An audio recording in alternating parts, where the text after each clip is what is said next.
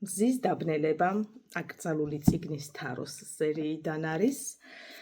რა თქმა უნდა, შემდეგი მძიმე წიგნია, რომელიც ძალიან საინტერესოა. თქვენ შეგიძლიათ ჩემი ვიდეოები ნახოთ YouTube-ზე უკვე. მზის დაბნელება რევოლუციონერზეა, რომელიც 40 წელი ამ იდეით იყო და ბოლოს თავის თავს ეკითხებოდა, რომ რას მივაღწიე რისთვის. რევოლუციონერებმა არ უნდა იფიქრონ სხვების ტვინით. ღირსება მხოლოდ ერთია, საკუთარი იდეისთვის სიცოცხლე და სიკვდილი. ოპოზიციის მიმართ სიმპათია და თანაგრძნობა ქვეყნისთვის არის საშიში. ადამიანი ან იქცევა ჭკუით, ან პატიოსნად, ორივე ერთად არ გამოდის. ეფექტური პოლიტიკური ქმედება ყოველთვის ვერ იქნება მორალთან თანხმობაში. ადამიანს ჯვარს ყოველთვის საკუთარი რელიგიის სახელით აცვამენ. რევოლუციონერის ვალდებულებაა თავი შეინარჩუნოს. რუბაშოვი იყო რევოლუციონერი. აქ ამ წიგნში, რომლის ავტორიც არის არტურ კოესტლერი, არ არის ნახსენები ქვეყანა და პირდაპირ ხელის დადება არ ხდება ვის გულისხმობს, მაგრამ ბოლოს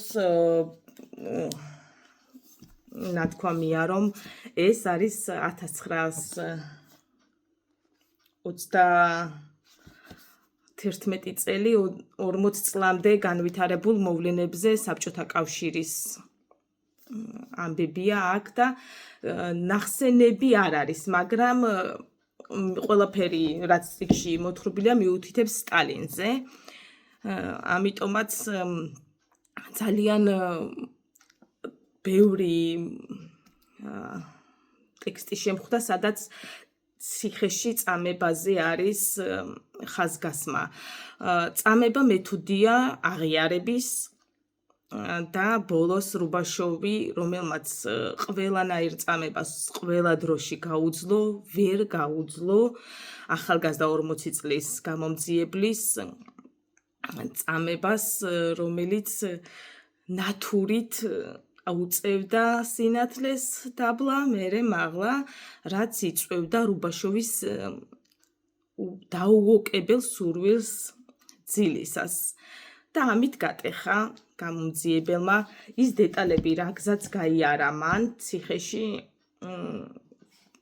და გამომძიებლის აღიარება, როცა ვერავინ ვერ გატეხა რუბაშოვი და ამ ახალგაზრდა გამომძიებელმა გატეხად მიიღო აღიარებითი ჩვენება და მოკლედ აუცილებლად წასაკითხი წიგნია, საინტერესოა, გასააზრებელია, ჩაინიშნეთ მნიშვნელოვანი მომენტები.